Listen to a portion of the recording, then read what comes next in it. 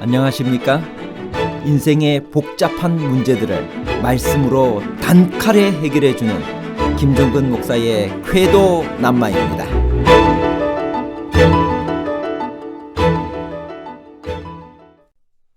예수 그리스도를 소개하면서 그분이 피로 임하셨다는 말은 이해가 되나 물로 임하셨다는 말은 무엇을 의미하나요? 예수께서 물과 피로 임하셨다는 말은 실제적인 의미로 해석해야 하나요? 아니면 영적인 의미로 해석해야 하나요? 실제적인 의미와 영적인 의미에 관한 복잡한 문제를 하나님 말씀의 가르침으로 명쾌하게 해결해 드리겠습니다. 하나님을 사랑한다는 것은 구체적으로 무엇을 말하나요? 요한일서 5장 3절. 하나님을 사랑하는 것은 이것이니 우리가 그의 계명들을 지키는 것이라. 그의 계명들은 무거운 것이 아니로다. 믿습니다를 힘차게 외치는 사람에게 물었습니다. 믿음이란 무엇입니까? 하나님을 사랑하는 것이죠. 그렇다면 하나님을 사랑하는 것은 무엇입니까? 그는 한참이나 생각하다가 대답했습니다. 믿는 것이지요. 요한일서 5장에서 저자는 총결론으로 요한일서의 주제들을 다시 한번 요약하고 강조합니다. 요한일서 5장 1절에서 3절에서는 언뜻 반대되는 것 같은 두 개념인 사랑과 계명을 조화시키고 있습니다. 믿는 자는 사랑하는 자이고 사랑하는 자는 그의 계명들을 지키는 자입니다. 하나님을 사랑한다는 것이 무엇인지 한마디로 정의해 보면 어떻게 될까요? 그 정의가 바로 여기에 나와 있습니다. 하나님을 사랑하는 것은 이것이니 곧 그의 계명들을 지키는 것이라. 요한일서 5장 3절. 그의 계명은 무거운 것이 아니라는 말씀은 어떤 의미일까요? 누구나 계명을 쉽게 지킬 수 있다는 말씀인가요? 요한일서 5장 3절. 하나님을 사랑하는 것은 이것이니 우리가 그의 계명들을 지키는 것이라. 그의 계명들은 무거운 것이 아니로다. 사탄은 하나님이 피조물이 지킬 수도 없는 무거운 계명을 강요했다고 창조주를 비난했습니다. 그러나 원래 계명은 무거운 것이 아니었습니다. 타락하기 전 계명은 사람에게 무거운 짐이 아니고 오히려 사랑의 관계의 확인이고 안전하게 보호해주는 울타리였습니다. 그런데 죄로 말미암아 사람은 더 이상 율법을 지킬 힘을 잃어버리고 죄의 종이 되었습니다. 죄의 종에게는 율법이 무거운 짐이었습니다. 그러나 그리스도의 은혜로 우리가 죄로부터 해방되어 의의 종이 되자 계명은 다시 무거운 의무가 아니라 사랑의 확인과 순종의 기쁨이 되었습니다. 세상을 이기고 승리하는 유일한 방법은 무엇일까요? 요한일서 5장 4절 5절입니다. 무릇 하나님께로부터 난 자마다 세상을 이기느니라. 세상을 이기는 승리는 이것이니 우리의 믿음이니라. 예수께서 하나님의 아들이심을 믿는 자가 아니면 세상을 이기는 자가 누구냐?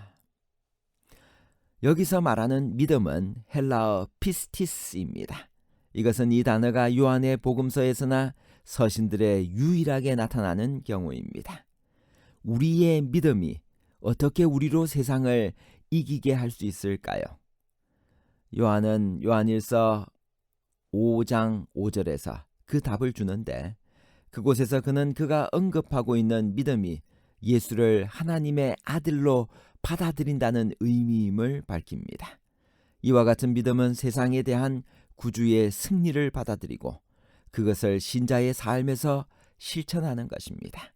이것은 지적인 동의에 그치지 않고 적극적인 행동으로 이끕니다. 일어나라는 명령을 받은 중풍병자처럼 우리는 불가능해 보이는 것을 시도합니다. 우리의 의지가 죄의 속박으로부터 일어나기를 선택할 때 생명을 주시는 하나님의 능력이 모든 도덕적 신경 섬유 속으로 들어와 믿음으로 우리가 원했던 것을 성취할 수 있게 해줍니다.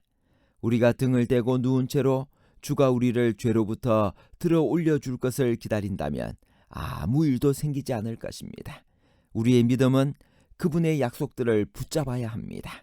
그러므로 우리는 그 힘이 우리를 도울 수 있기 전에 그것들을 쫓아 행하기를 바라고 선택하고 추구해야만 합니다.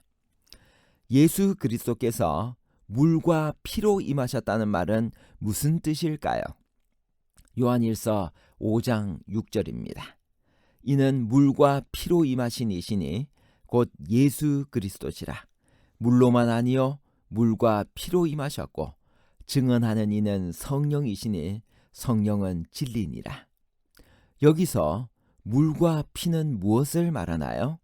몇 가지 설명이 있습니다. 첫째, 그리스도께서 물과 피로 구성된 구체적 인간의 육체를 가지셨다는 것을 말합니다. 둘째, 물과 피는 그리스도께서 십자가에 달리셨을 때 옆구리에서 흘리신 물과 피를 말합니다. 그러나 위의 설명들은 물과 피의 의미를 너무 육체적인 것에 맞추려다가 참된 뜻을 잃어버렸다고 하겠습니다. 요한일서 5장 8절에 보면 물과 피는 성령과 나란히 증거하고 계시기 때문에 이것들을 단순히 육체적인 것으로 볼 수 없고 성령과 함께 영적인 것으로 보아야 합니다. 가장 보편적이고 적절한 설명은 물을 침례 요한에게 받으신 그리스도의 침례로 보고 피는 십자가에서 흘리신 그리스도의 보혈을 상징한다고 보는 것입니다. 그리스도께서는 침례를 통하여 그의 구속사업을 시작하셨고 십자가의 피 흘림을 통하여 그의 구속사업을 완성하셨다는 것입니다. 물, 침례는 피, 십자가의 죽음의 상징이었습니다. 그리스도께서는 상징으로만 임하신 것이 아니라 그 상징을 피로 이루시고 실제로 임하신 것입니다. 상징으로만 아니라 상징과 실제로 임하신 것입니다. 증거하는 이가 셋이니 성령과 물과 피라고 했습니다. 무엇을 증거한다는 말인가요? 또한 이 셋은 합하여 하나라고 했는데 이것은 어떤 의미일까요? 요한일서 5장 7절 8절입니다. 증언하는 이가 셋이니 성령과 물과 피라. 또한 이 셋은 합하여 하나이니라. 예수께서 하나님의 아들로 이 땅에 오셨으며 하나님의 뜻에 순종하여 침례를 받으시고 십자가에서 피를 흘리심으로 구속사업을 완성하셨다는 것을 증거하는 이가 성령과 물과 피라는 말입니다. 원래 증거는 둘 이상이어야 합니다. 물과 피가 그의 구속사업을 증언하고 그 모든 일에 함께 하셨던 성령께서도 증인이 되셨다는 말씀입니다. 이 세 증인이 증거하는 목적은 오직 하나입니다.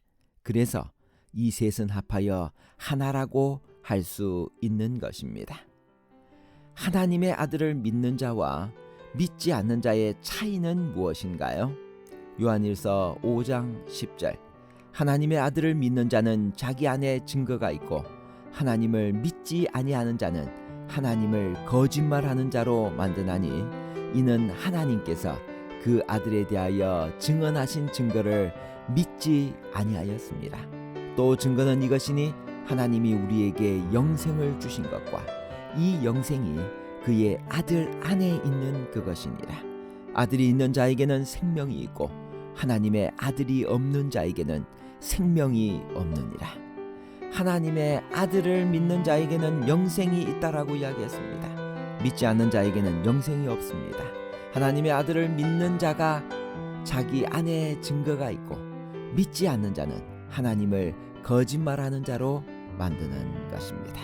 그리고 아들이 있는 자에게는 생명이 있고 하나님의 아들이 없는 자에게는 생명이 없습니다. 사도 요한이 요한일서를 쓰는 목적이 무엇이라고 했나요? 요한일서 5장 13절. 내가 하나님의 아들의 이름을 믿는 너희에게 이것을 쓰는 것은 너희로 하여금 너희에게 영생이 있음을 알게 하려 함이라. 영생은 요한이 쓴 모든 글의 핵심 주제입니다. 신약 성경에 영생이란 말이 47번 나오는데 그중 절반에 가까운 22번을 요한이 사용했습니다. 요한은 그리스도가 이 땅에 오신 목적이 우리에게 영생을 주시기 위함이며 누구든지 그리스도를 믿는 자에게는 영생이 있음을 알려주고 싶어 했습니다. 결론입니다.